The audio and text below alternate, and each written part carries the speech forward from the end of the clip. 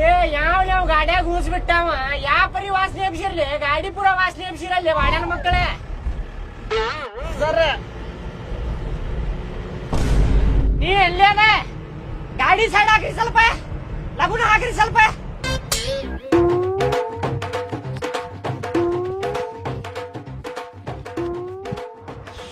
ಮಾಡಿದಿಲ್ಲಪ್ಪ ಬರಬ್ಬರಿ ಆತ್ ನೋಡ್ರಿ ಸರ್.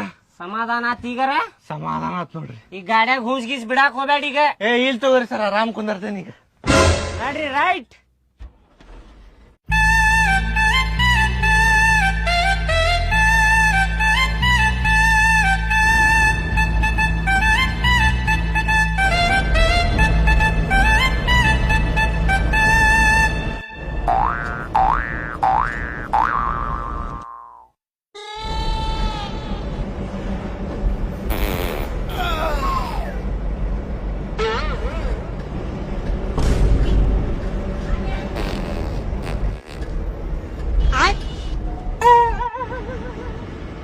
ಅಯ್ಯೋ ಸರ ಮತ್ ಹೂಸ್ ಬಿಟ್ಟಾರಿ ಅವ.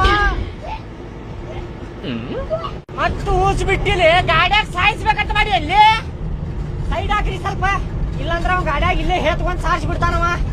ಸೈಡ್ ಹಾಕ್ರಿ ಸ್ವಲ್ಪ, ಹೋಗ್ಲೆ ಹೇತ್ ಬಾ ಹೋಗ್ ಬಾಡ್ಯಾನಿಗೆ.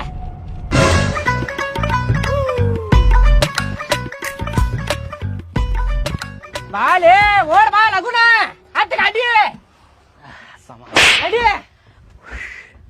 ಬರೋಬ್ಬರಿ ಹೇತ್ ಬಂದಿಲ್ಲ.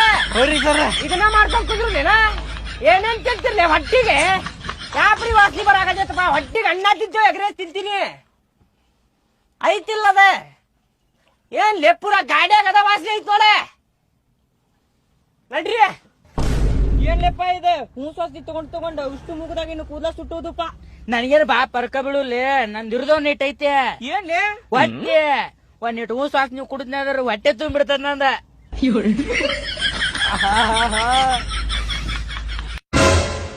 ಸರ್ ಬಾಳ ಜೋರ್ ಬಂದೈತ್ರಿ. ಹೋಗ್ಲಿ ಮತ್ತ ಹೋಗ, ನನಗೇನು ಹೇಳಾಕತ್ತಿ.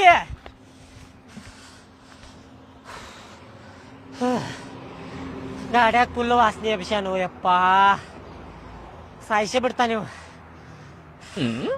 ಹಿಂಗಾದ್ರೆ ಆಗುದಿಲ್ಲ ಇದ. ಬರ್ಲಿ ಹೋಗಿ ಬರ್ಲಿ ಅವ್.